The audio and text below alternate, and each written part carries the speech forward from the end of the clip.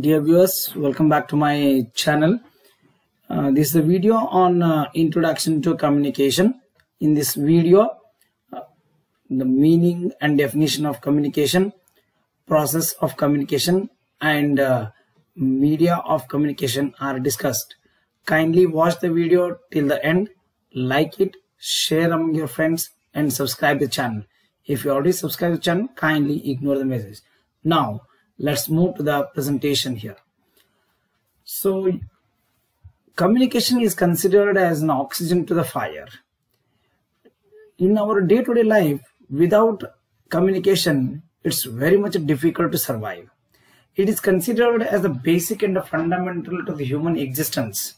Why? Because man is a social animal, and always we chit-chat with our friends, family members, and we share so many things, jokes, opinions.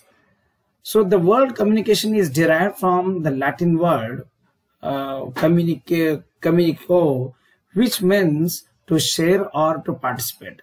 So whenever there is a gathering of the people, they are going to share several things.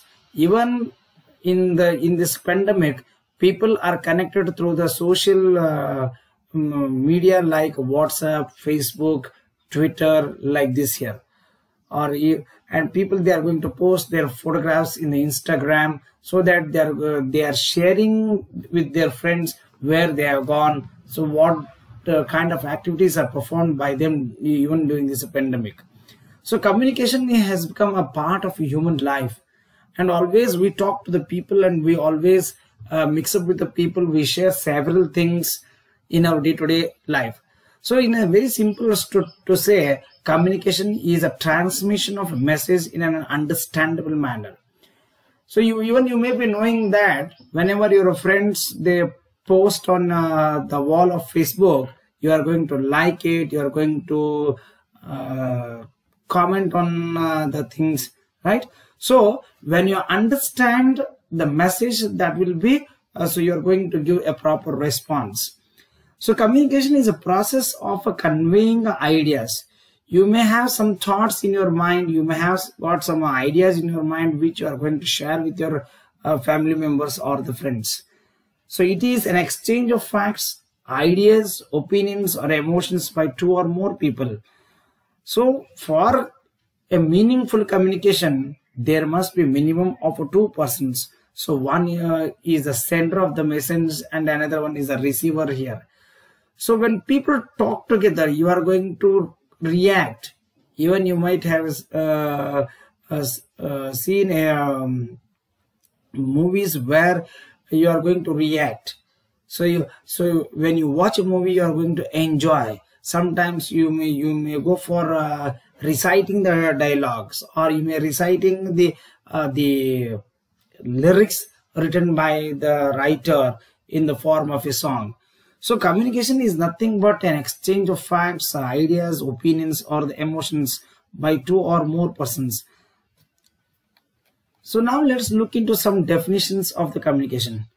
One of the experts on communication by name Louis Allen, how he defines the term communication as the sum total of all the things one person does when he wants, this is spell mistake, and it is he wants to create an understanding in the mind of another. It's a bridge of meaning. It involves a systematic and a continuous process of telling, listening, and understanding. So now let us discuss this definition here. So here, the purpose of the person, one who communicates, to get something to communicate whatever is there in his mind. I think probably you might have heard about a game called as Dumb Charades, where one person is going to act and the other person will come to know what the communicator is doing. So it is a bridging of meaning here. It involves a systematic and a continuous process of telling. So you need to tell through the words, or you may communicate through symbols. Sometimes, say for example, whenever you want to tell your friends, where during the course of examination, you are going to put a thumb, so thumbs up, so that indicates all the best. So after completion of the paper. Say for example, if the paper was not good, then you are going to thumb down, so that indicates the defeat or not good. So you are going, the communicator is employing so many words or the symbols in order to provide a proper understanding here. So it involves telling, listening and understanding here. The American Marketing Association, which defines the term communication as any behavior that results in exchange of meaning. Today you may be knowing, in the era of e-commerce, there is a huge gap between the buyer and the seller. In spite of that, say whenever you place an order on any app, the seller will come to know and he is going to dispatch the goods at your doorstep through the help of the people who are involved in the chain of the sale here. So it is a behavior that results in exchange of meaning. Even you may be knowing that, say for example, whenever you do visit the malls, they take their phone number, your phone numbers, and they are going to send a message on the anniversary or maybe on the occasion of the festivals, etc., to informing you with respect to the discounts, offers, etc. here. The another expert, Kip Davis, how he defines the term communication as: communication is a process of passing of information and understanding from one to another. So the purpose here is to get something in response. That's what. So here the message will be passed to other person, and other person understands the message and he is going to react for the message. The one more definition is given by Peter Little, how he defines the term communication here: the process by which information is transmitted between individuals and or organizations so that an understanding response results. When it is seen from this definition that the communication may take place between two individuals or between two organizations or between individual and the organization, so that an understanding response results. Say for example, when students are not happy with their results, they are going to apply for revaluation. So when you apply for revaluation, you are nothing but you're communicating about the percentage of the marks scored by you for a particular paper. You are not happy, so that's why you're applying, and the revaluation results takes place. So here whenever you apply for, say for example, the transfer certificate, you are going to give in writing that so you have admitted somewhere and you want to shift for your TC from one place to the another. So the communication takes place between two individuals or between two organizations or between an individual and the organization. From all these definitions, we can come to know that communication is a process of exchange of ideas, thoughts, beliefs, then conveying the ideas. So all they can be understood in one sentence as it is a transmission of a message between two persons here. Now let us look into the process of communication here. So when you look into this cycle diagram here, there are so many things are involved, like source, then encoding, channel, decoding, then receiver, message, feedback. So now let's have a discussion over this here. And always the communication cycle will rotate every time like this only. So it starts from the sender and ends with the receiver. Again the receiver reacts, again the sender reacts to that message here. So here sender is considered as a source of communication here, and always the sender has some purpose. Now I am delivering the lecture, means here I have some purpose that I want to communicate, I want to understand you regarding the subject of business communication here. So sender is a source of communication. He has some purpose. The sender may be a speaker, he may be a writer or an author through which he is going to communicate his ideas. You may be knowing there are so many people who write books, and through which through their writing they are going to convey the message here. Then the messenger. Message is nothing but a kind of signal that triggers the response of the receiver. Message may be verbal, that is it may be written or spoken here, and a non-verbal, that is it may be through the body language like silence, yawning, right? So through that you are going to communicate. So the message will be encoded. Encoding is nothing but a process of converting the message into a technical language in which the receiver understands it. And then the next here, the encoding, the sender has to put his facts, ideas, thoughts and words through gestures, symbols, which other persons understand it. While encoding a message, the sender has to consider the contents of the message. So the message is to be encoded in such a way that so that the sender gets a response here. It is an interpretation by receiver and its impact here. Then the next one comes here, channel. Channel is nothing but it's a means through which the message is conveyed. So there are so many things, channels through which we are going to convey our message. Say it may be like written, or it may be like, say for example, the verbal or the oral, or maybe say, so through so many medias we are going to communicate the message here. So there is a difference between a channel and a media. Oral or written messages are media, while public address system for the oral message and postal courier service for written messages are the channels here.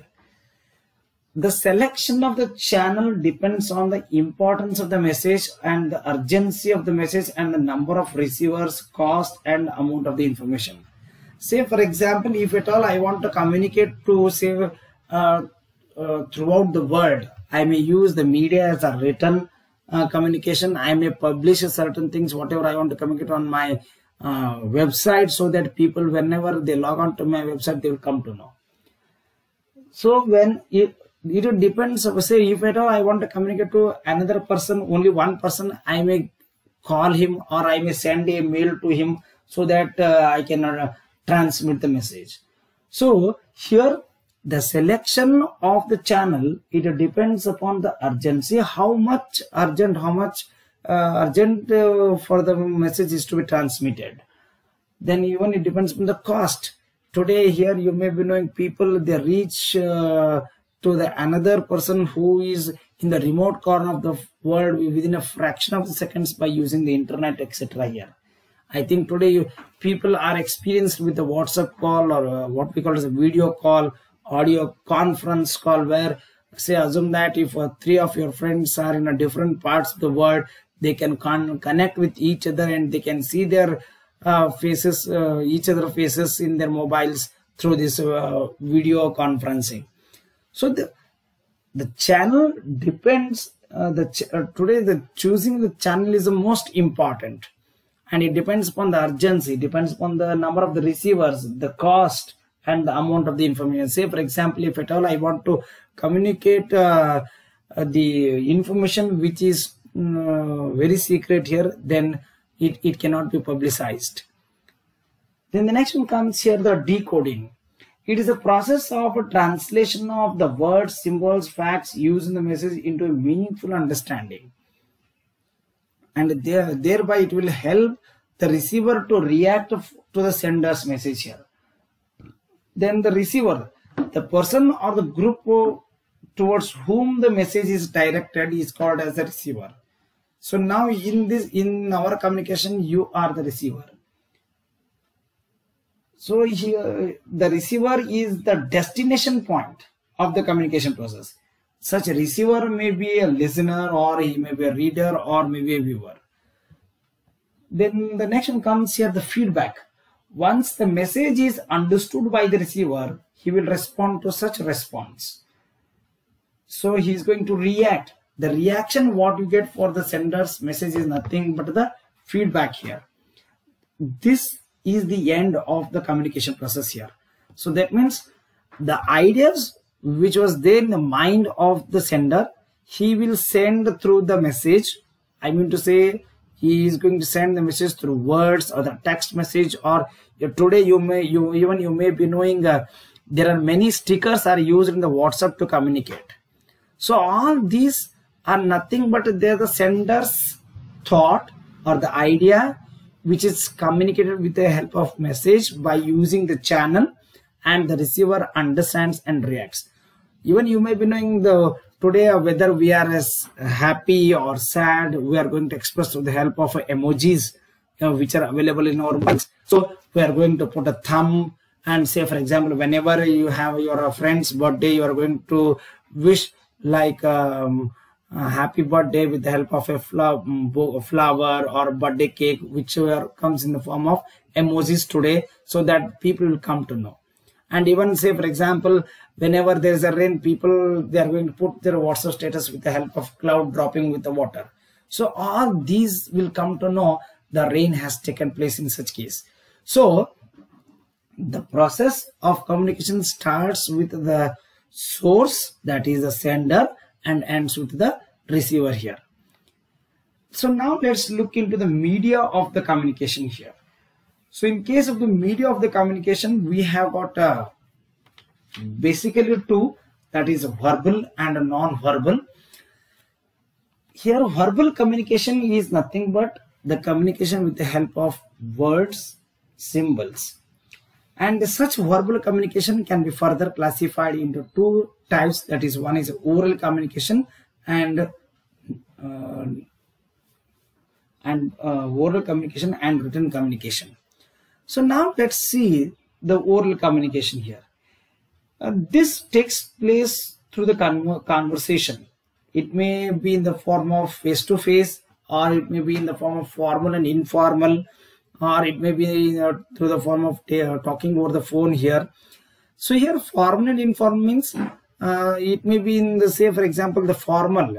Now assume that if the principal addresses the students in the college premises, it becomes a formal. Suppose if a teacher addresses the students in his classroom, again it becomes a formal. Assume that after the class is over and if the teacher discusses the things with the students, that becomes informal. So such oral communication may be formal and informal. It may be face to face. So when we are facing each other, that is what we call it as a face to face. Say assume that when you people join with me on a Zoom or a Google Meet, that becomes a face to face. So now what we are doing, a virtual classes here. You cannot see me, but you can hear my voice and talking over the phone. So all these are the forms of the oral communication here. So what is the benefit of the oral communication here? It saves a lot of time. So whatever you want to convey the message, you are going to immediately share with the receiver. Then quick feedback. This is ensured because there is a scope for clarification, justification, and comment. Say whenever we meet face to face, so if you do not understand a particular thing here, you can raise a question and you can clarify your doubts. Now, which is not possible in this virtual classes here. So again, you need to send some your doubts to me, then I have to again reply to you. It takes time. But if it is oral here, we can directly say, assume that if it is through the Google Meet or the Zoom, etc., then immediate clarification can be taken here. Then it builds a cordial relationship between the speaker and the listener here, or maybe like author and the reader. So here it builds a cordial relation between the speaker and the listener, and thereby it leads to personal touch with the receiver here. Then it conveys various shades of meaning. So I mean to say here, with the help of the variations in the tone, pitch, and the intensity of the voice, the speaker can convey shades of the meaning. This contributes to the efficiency of the oral communication here. Suppose, say for example, whenever we are experiencing a happy news, so we will raise our voice. Assume that if it is a sad news, then our tone will be very low. So based on this here, by using the notations of the tone here, you can convey whether you want to convey a good message, or I mean to say happy news or a sad news to the listener here. The demerits of the oral communication are here. It's lack of retention. If the listener is having a poor retention here, the purpose of the communication cannot be served here. The poor memory capacity leads to the failure of the communication here. You can attend the classes, say for example, for 1 hour, 2 hours, 3 hours. But if the classes are engaged since morning to evening without break here by a same person, then you will lack the retention here. Then it is not suitable for lengthy messages to be communicated here. I want to say for example, if the message is too lengthy, it is very much difficult to convey the things here. Then it does not have any legal validity here. Say whatever you might have heard, you may say that you have forgotten. So you cannot take this as a legal evidence in order to prove the things here, because there is no record for the future reference in this case here. So that's why the oral communication may not hold good in such cases here. Now let's see the written communication here. So here written communication is nothing but in the form of writing. It is the outcome of an effort, practice and a versatile reading. Say to write something here, it takes a lot of time. Say for example, if you are writing a letter or an essay about something here, you need a lot of time, because you need to think and you need to organize your thoughts, and such thoughts must be sequentially organized so that a meaningful understanding can be created here. So always it is the outcome of an effort. So if you are say having a general reading, you'll come to know what type of the efforts are made by the writer in order to create an understanding in the mind of the reader. Such written communication includes letters, circulars, telegrams, reports, then it may be like a questionnaires, etc. here. Now let us look into the merits of written communication here. It is an accurate and precise here. The communicator gives a serious thought to his ideas. He is going to filter his ideas and then only is going to write. Say when you sit for writing about a Taj Mahal, you may get several thoughts, but out of those, assume that if you have got 1,000 thoughts about Taj Mahal, then you are going to filter and you are going to write in your own way so that the reader can understand here. Even you may be knowing the poets, they are going to write according to the situations. So they may have several thoughts before in their mind, and they are going to filter them, and the only genuine thoughts they are going to express in the form of writing. So the writer tries to organize the various thoughts that which are come to his mind at the time of writing, and as it is open for verification and its authenticity can be challenged, the communicator has to be very accurate and precise. Say for example, if some person has written something, the other person may raise some objections whenever he goes through his reading. Say the false information cannot be given because it can be challenged here. And then when you look into the demerits of this written communication, it is time consuming. Sorry, I didn't go further. The next one comes here, permanent record here. Written communication serves as a permanent record for future reference. It can act as a decision making tool and a planning also. Say for example, if something is provided in the form of a judgment, that judgment can be referred for subsequent years also. Then during the crisis, say for example, if a decision has been written and taken, and the same thing can be referred in future whenever there is a crisis of the same kind. So this acts as a documentary evidences here. These written records regarding the policies, performances, etc. serve as a guideline for in further planning here. Say for example, whenever in case of the companies, whenever there is a promotion of an employee, they are going to look into the self-appraisal of the employee.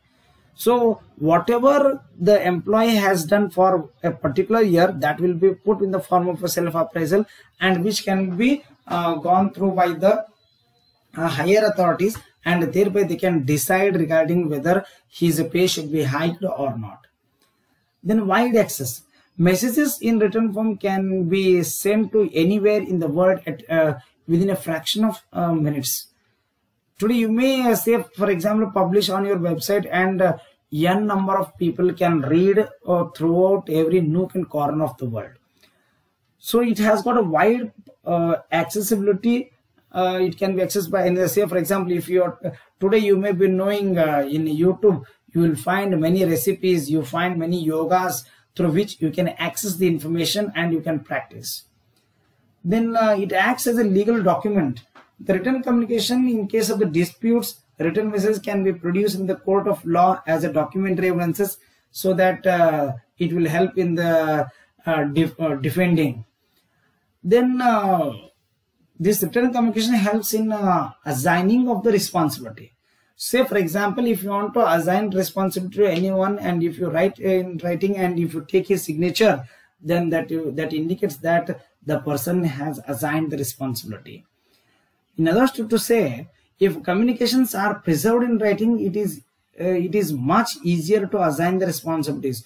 Nobody can shrink from the responsibility. Say assume that if there is a meeting of an organization, and by serving a notice to each member, and when you take the signature of the member, it means that they have been informed about the meeting.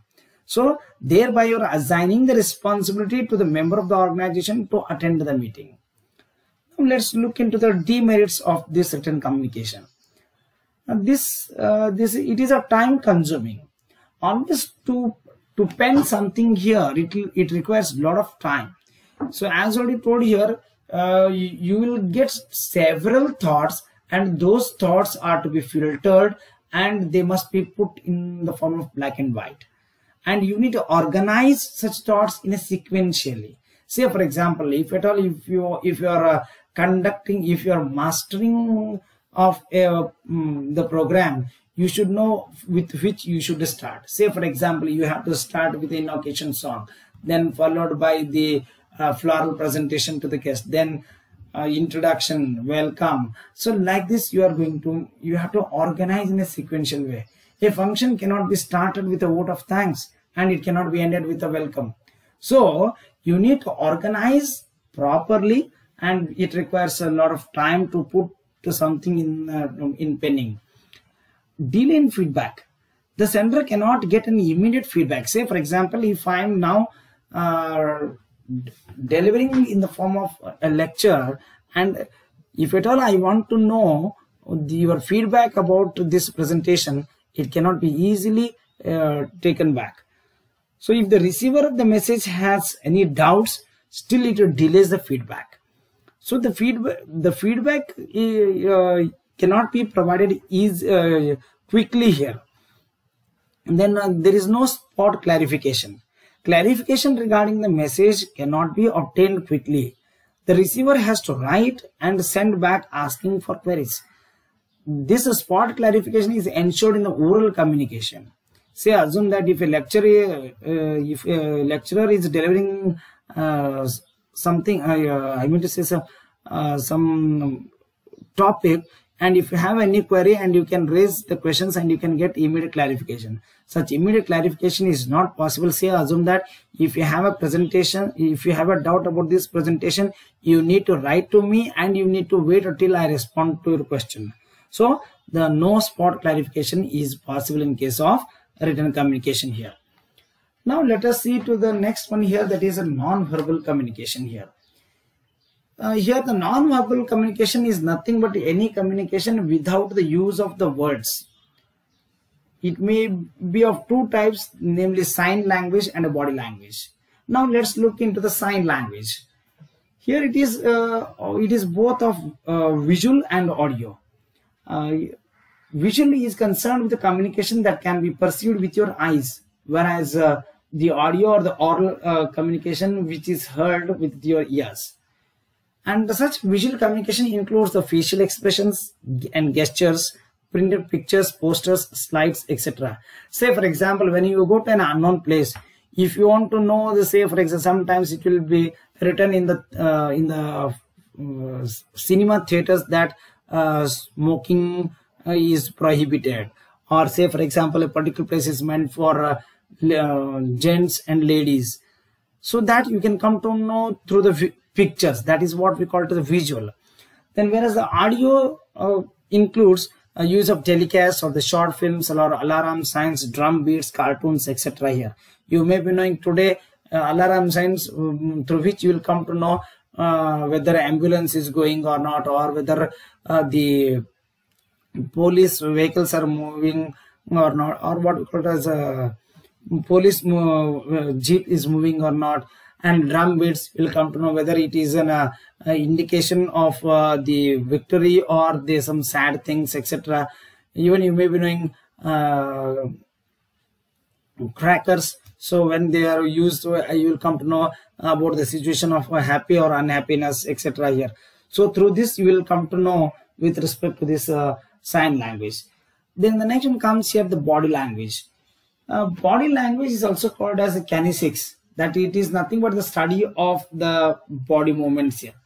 Body language is very suitable for expressing the feelings and emotions like joy, anger, nervousness, concern, tension, frustration, astonishment, surprise, etc. here. And such body language includes the facial expression, gestures, postures, eye contact, touch. So now let us see these things one by one. Facial expression. Always we say that face is the index of mind. When you look into the face of your friend, you'll come to know whether he is happy or unhappy, or whether he is tired or cheerful. So a smile on the face indicates a friendliness.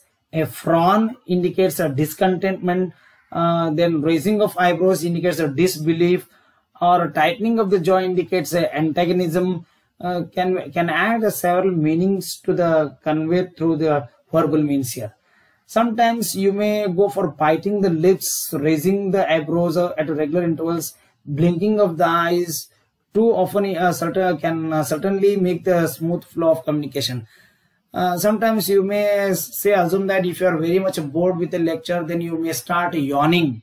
That yawning will indicate the speaker to change his way of talking.